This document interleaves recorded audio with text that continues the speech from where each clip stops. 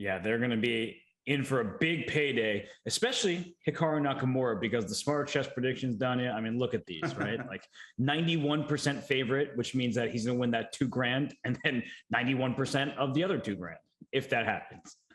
I'm going to be honest here. I think even a 9% win probability for Svidler is probably generous. And I want to make it very clear that this is no knock on Peter. I'm, tremendously respectful of him. I'm a big fan, but Hikaru Nakamura is Hikaru Nakamura, as Abraham Lincoln once said. You have to go to H8, but then Queen D4 and Rook E7 might be a problem. Everything's a problem, right? But this... Gotta go Queen G7. Oh, Rook E5. So Queen F6? Queen F6? I thought Queen F6 going for a countermate. Me too. Queen F6. Queen F6 now. Queen F6 or Queen F7. What? He resigned, and it's an even position by the eval bar. It's a draw. Queen F6, and White has no easy way to stop the mate. Oh my goodness. That is just too much respect for Hikaru. Peter's completely in his own head in this first game. And that happens, right? We hear people talk about this all the time with respect to Garry Kasparov, with respect to Magnus, that sometimes just the fear of the player beats you rather than their moves over the board. And that's what just happened. He was in that game. And my philosophy, especially when you're down to a time scramble like that, when you're not down a queen or anything, you just have to play it out. Yeah, no, that's the thing, right? Is we know, look at the ratings. Hikaru Nakamura, 32-11. Peter Svidler, 29-53. But we know how good Peter Svidler is, right? In every single game that they play, that Peter can win that game. But over time, that's where Hikaru's going to build his lead. However, if Peter can be strong and steady in the early stages here, he could make this a really tough matchup for Hikaru. Yeah. Svidler has so many things to keep track of. Very practical decision here by Hikaru, Robert. This is impossible to play with White. You have to keep your knight defended. He takes, I guess. Takes it. And Rook D1. Black has to have something here. Like some kind of Rook C3. 40 seconds. Rook C3 is about to happen, I think. And then Rook takes D1, Rook C3 is crushing. Or Queen F3 check. Queen F3 just so there's resigns. Wow. Yeah, I mean this is actually resignable. Yeah. No, that was a beautiful game by Hikaru, and he essentially did what Svidler couldn't in the previous game, where Svidler had a win and it was he just couldn't find it. Hikaru said, "I made a mistake here, but I'm still going to punish you for having an exposed king." In terms of confidence level, I think there's a subtle distinction there that can be made. Hikaru is not afraid to go down to about 30, 40 seconds. For Svidler, I think his pre-match strategy is understandably not to dip too far down on the clock. So I think Svidler is feeling the pressure to always have, above a minute on the clock. Whereas Hikaru, and the first game kind of bore that out.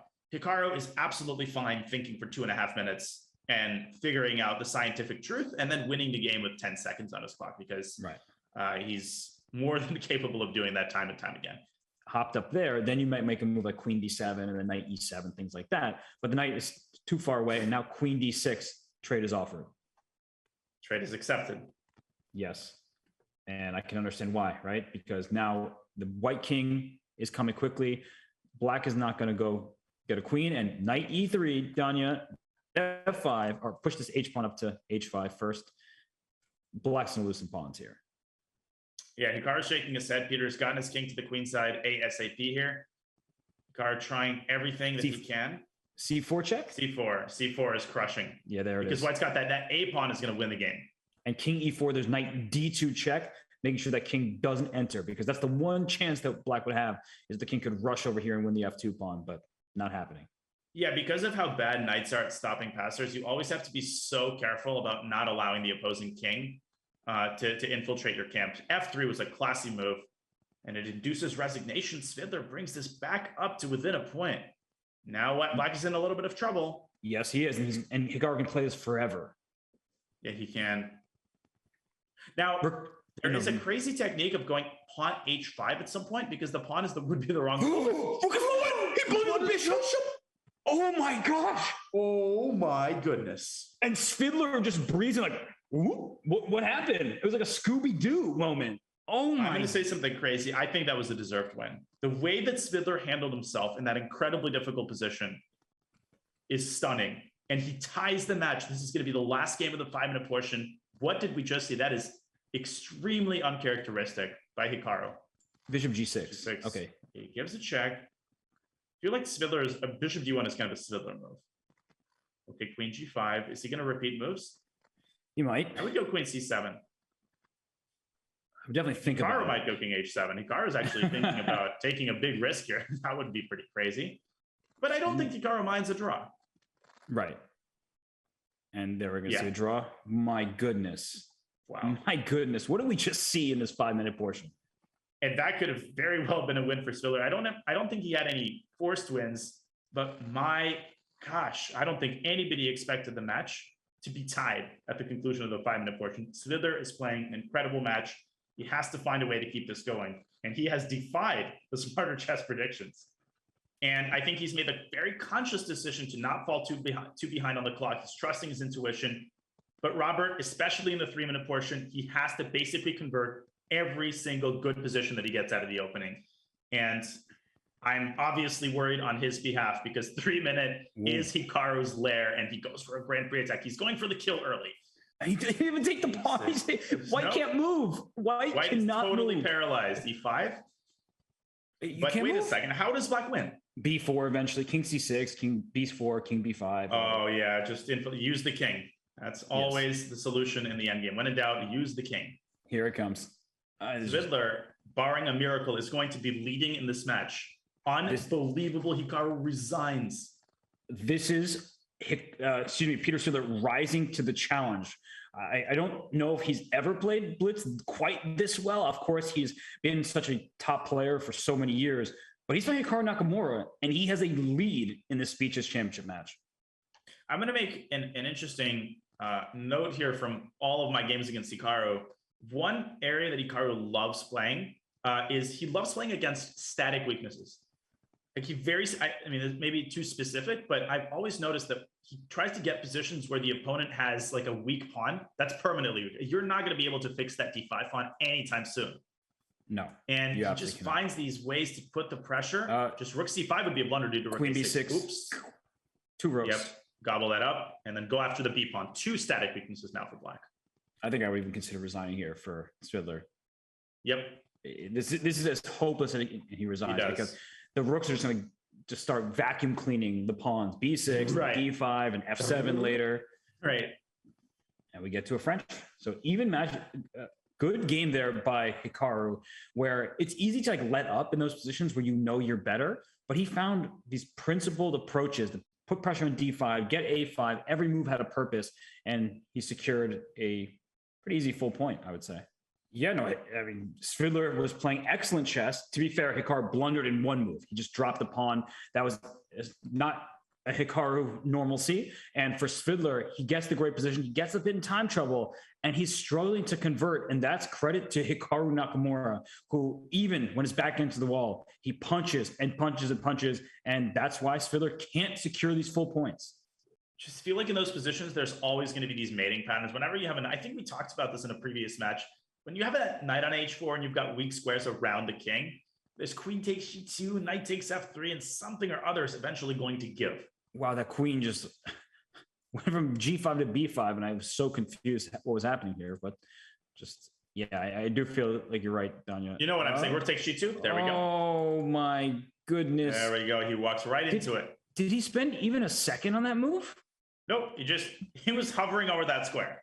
Like rook takes g2 seen instantly because knight takes f3 is a check and a check to the queen as well. That's a fork winning you material. And you know what's next level? If after rook takes g2, white plays king h1 and says, okay, I lost the pawn, but I'm still in the game. There was knight takes f3 anyway. Oh, and rook that hit the queen and rook g1 mate. The knight and the rook, the knight and the queen, devastating combination. And Hikaru, for the first time this match, he goes up by 3. This is starting to get away from Peter. Okay, but he wants knight d4 check. And knight e7 check. Then no, but that's so tricky. Does that work? Knight g7 check can also be thrown in, and then d7. That's true.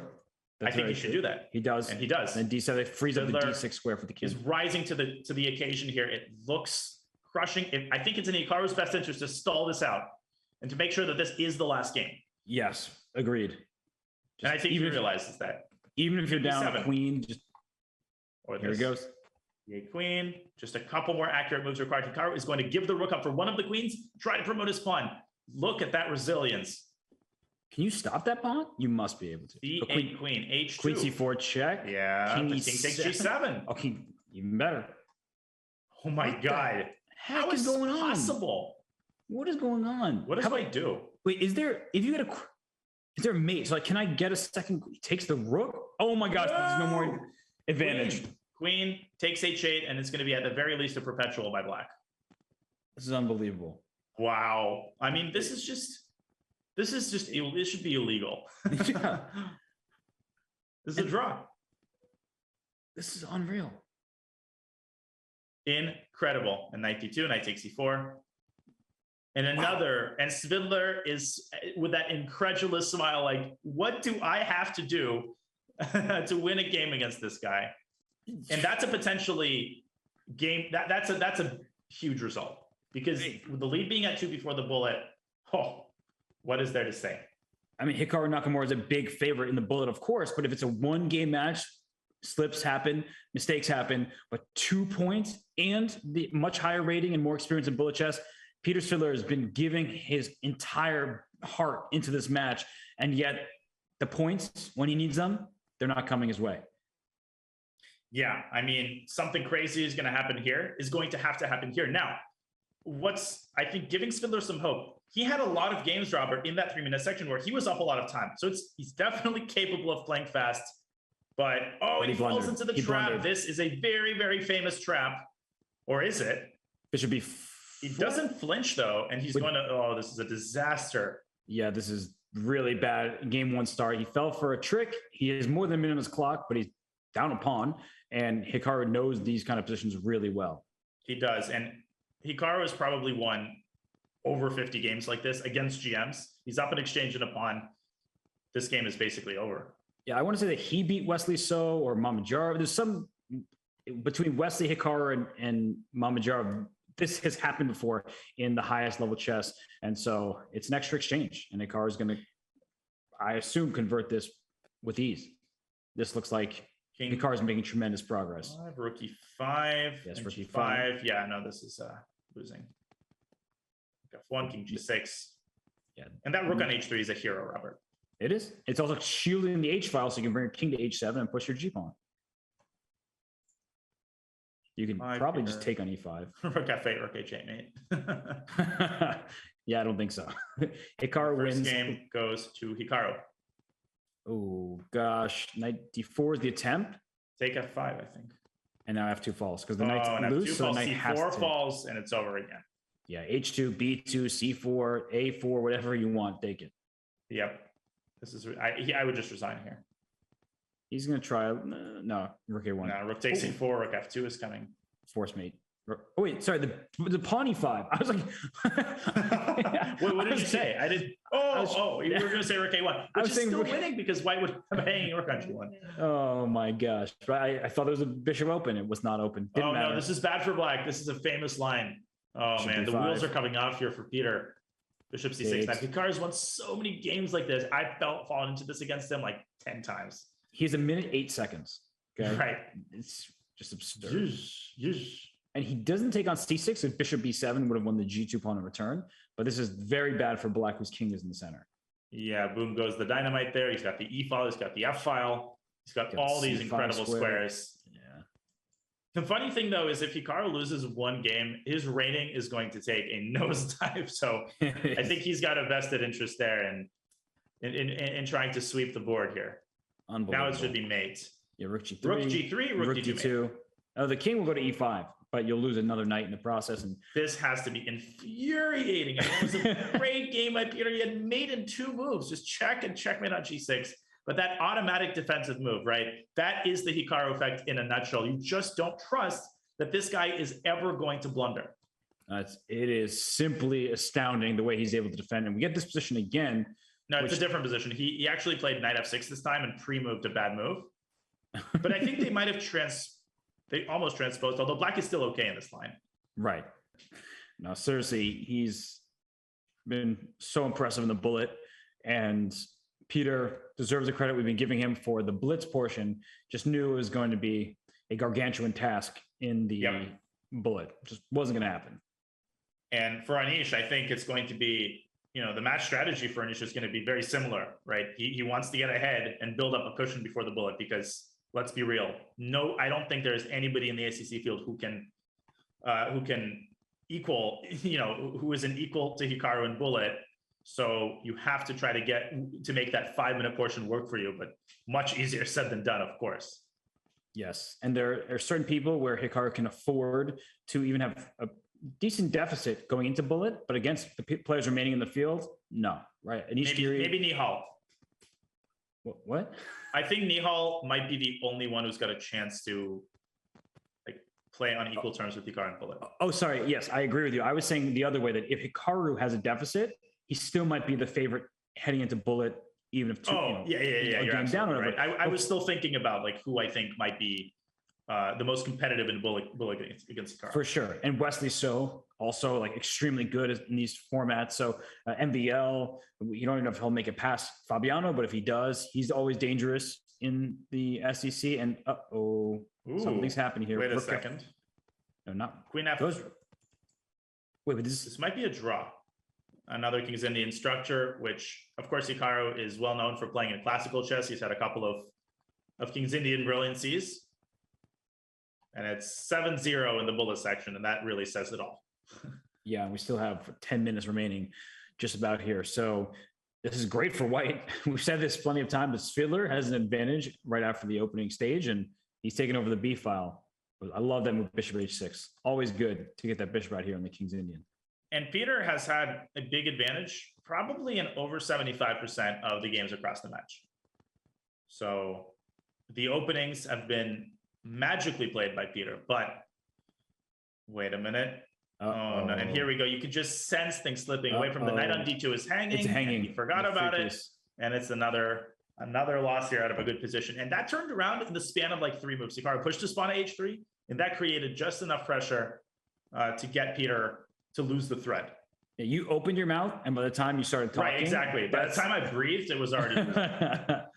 Wow, where's the win here? Good stuff here by Svidler. Very good practical chance. Oh, 95 and oh my goodness! Knight h3, bishop d4. Knight 2 h3 and bishop d4. It's mate, and he finds it. Oh, king f1. There's rook d1, mate. Yes. He takes h3, bishop d4, and this is a win for P. Svidler. Wow, bishop d4.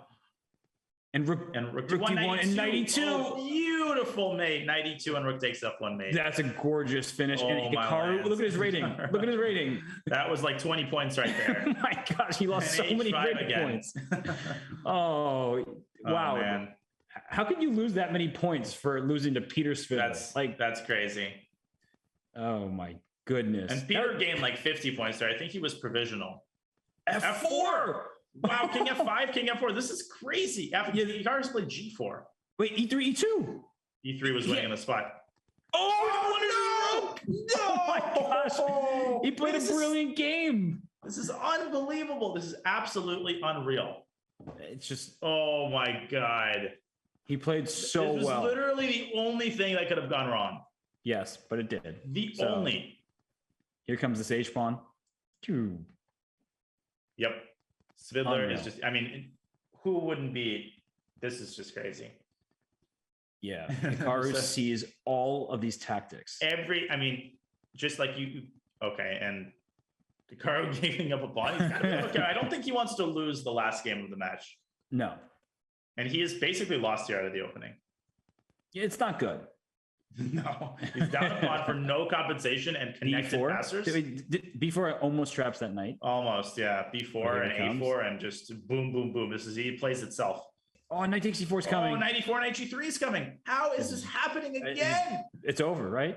Oh, how do you stop this? God, this is insane. And look, he had king g5 ready, knight g3. Hikaru is look at this final position, and this is just insane. And Hikaru is going to end the match, I think, with a rating of 3,400 on the dot. Wow. This simply defies, this defies belief. You see it, and you basically still do not believe it.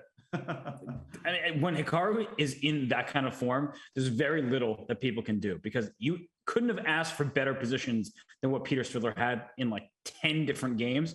And yet Hikaru finds all the tactics available to him, makes Peter's life as difficult as possible. And then he wins 22-10, even though at plenty of points, it felt like this could be a very close match. Indeed, the final score definitely not representative of how close this match was in the Blitz portion.